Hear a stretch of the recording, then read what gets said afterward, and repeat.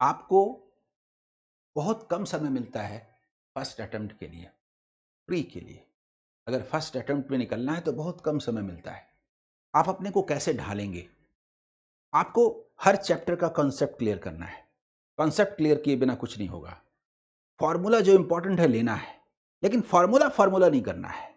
फॉर्मूले को इस तरह से यूज करना है कि वो याद हो जाए। याद करना है, ये टेंशन नहीं होना चाहिए।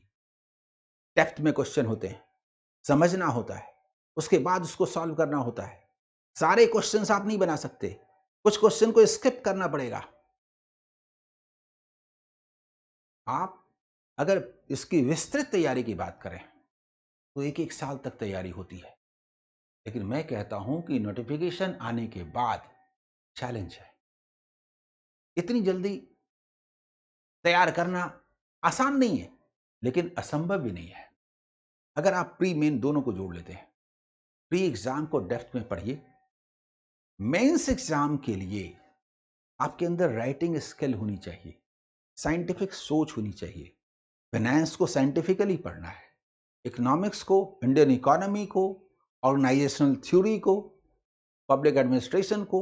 ये सब साइंटिफिक हैं, मजेदार हैं, समझ में आते हैं, कथन कारण से जुड़े हुए हैं। इस तरह से पढ़ना है। साइंटिफिक अप्रोच जिसका है वो इसकी तैयारी तुरंत कर सकता है।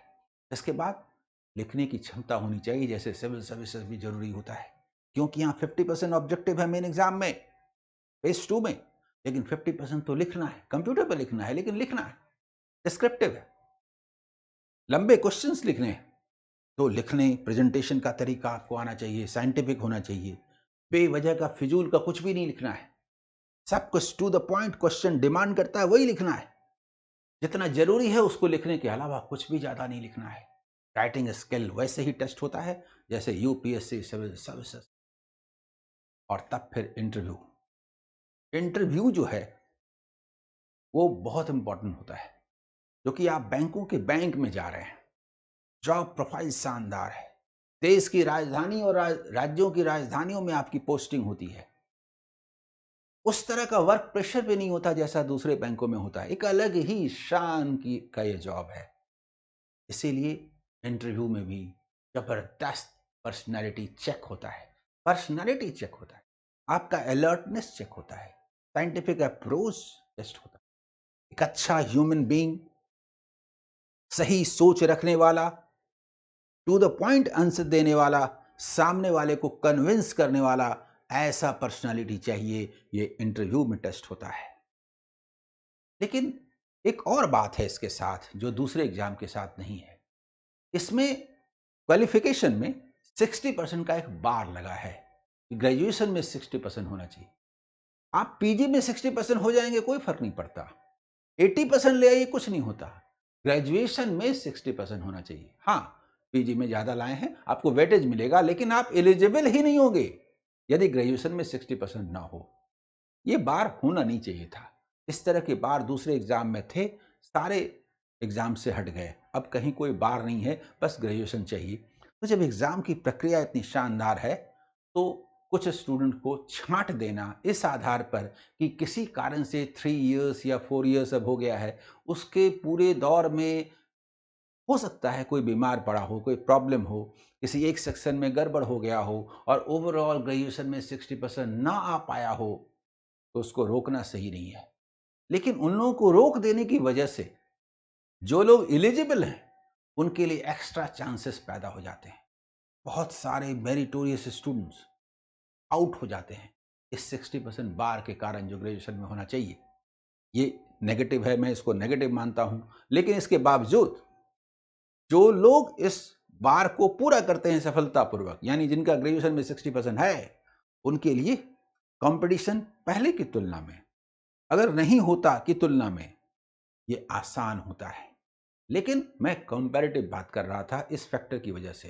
अदरवाइज ये देश का सबसे जबरदस्त एग्जाम में से एक है। बैंकिंग सेक्टर का सिरमौर है।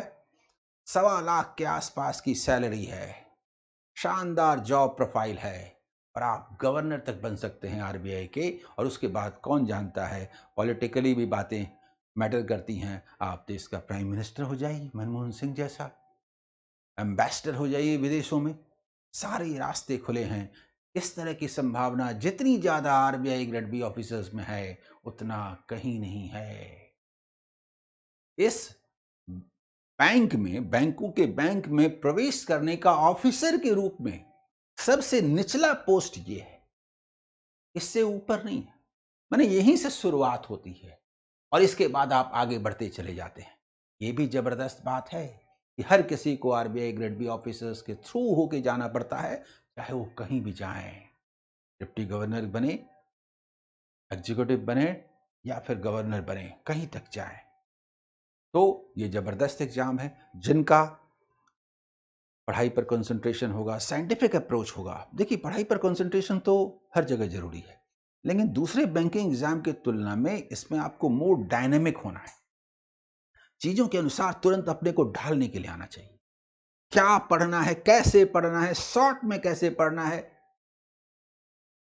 डिसिप्लिन वे में कैसे पढ़ना है, ये सब पढ़ाई में टेस्ट हो जाता है।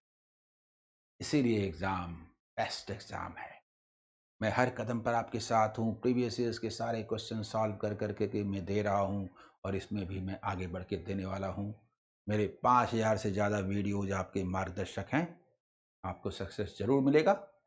नोटिफिकेशन में जो डिटेल है आप देख लें, इसका फॉर्म फिलअप करें और तैयारी में लग जाएं। हर कदम पर मैं आपका मार्गदर्शन करता रहूँगा।